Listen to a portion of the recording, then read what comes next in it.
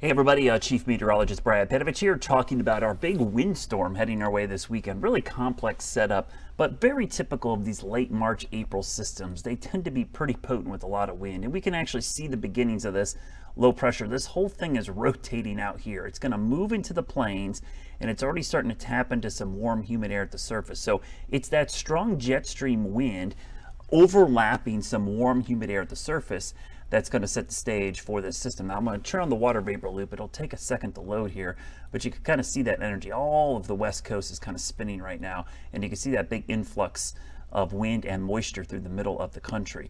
Now, a couple things first. We'll talk with the severe weather outbreak possible in the middle of the country. Friends or family, excuse me, in this part of the country, they need to be on guard, especially these areas, northern Illinois, eastern Iowa, northeastern Missouri, and then the Boot Heel, Missouri, down towards northeast Arkansas, western Tennessee, northern Mississippi. Those two areas in particular could have some long track tornadoes. That's where the tornado risk is highest. But this whole area is going to see some really strong winds. And the winds will be the story of the system, I think, overall, even though there could be some strong tornadoes. By Saturday, the system's weaker, but it's moving into the Carolinas with a lot of wind energy. So much wind energy, we already have high wind watches. Now, we sometimes see these for the mountains, but it's pretty rare to see such a big area under a high wind watch. You don't normally see this unless you have a pretty significant event coming.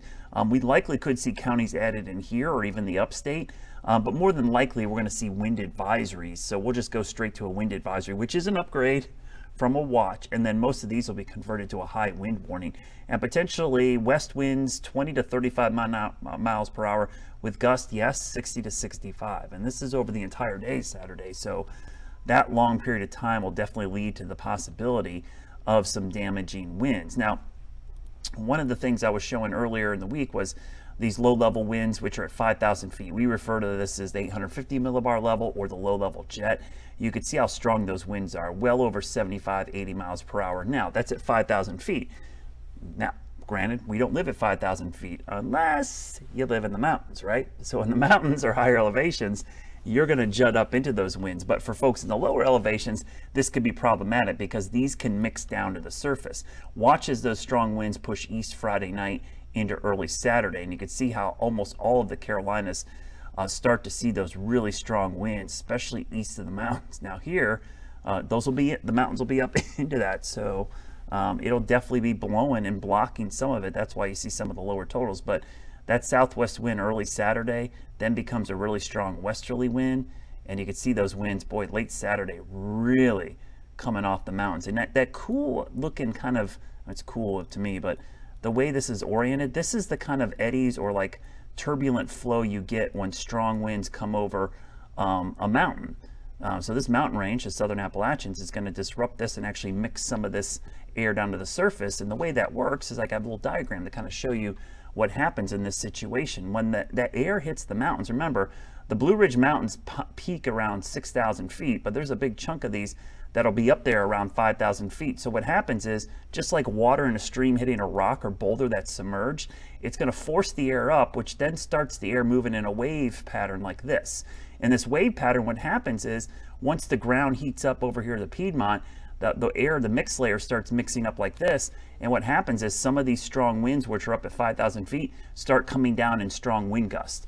That's why they come in all of a sudden you'll get this strong gust of wind. It feels like it came out of nowhere. It's because one of these little eddies or one of these little dips in the wave pattern will affect you. And this will happen over most of Saturday. So Saturday is going to have the potential to have some really, really strong winds. But it's also going to have a small potential for severe weather. Though I would not really worry so much about the rain Saturday or the thunderstorm chances, though they're there.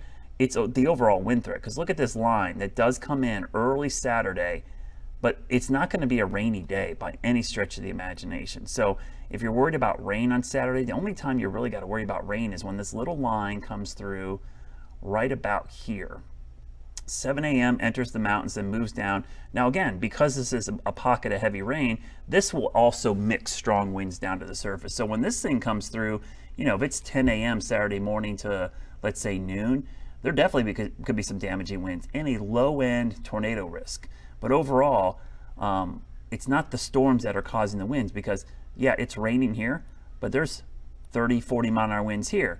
there's 30 to 40 mile an hour winds here. And after the front pushes east over time, then we get into Saturday afternoon, the sun could be out, and it will, and all of a sudden you're going to have blue skies with the winds howling at 40 miles an hour, which could happen most of Saturday afternoon. So under clear skies, we could have these strongest winds, which in the past has brought down trees and power lines. So here's the surface wind gust forecast, and I've shown this on my page a couple times, but just to kind of give you a timing.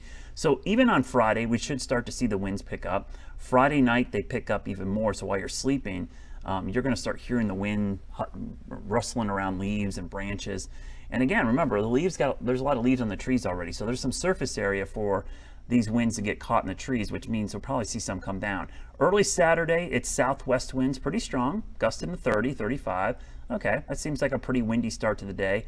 But then watch the front move through the area, and behind it, the west winds pick up. And man, I'm telling you what, right here, 4 or 5 o'clock in the afternoon, we've got 50 to 60 mile winds in the mountains with 40 to 45 mile per hour gusts. And as those little dips coming over the mountains develop, some of these gusts could go higher. So pretty potent wind setup, and you can see even into Saturday night, the winds are howling for a while. In the mountains, some of the worst winds might be Saturday night as the inversion kind of pushes it down near the surface. And then Sunday, things will improve pretty quickly.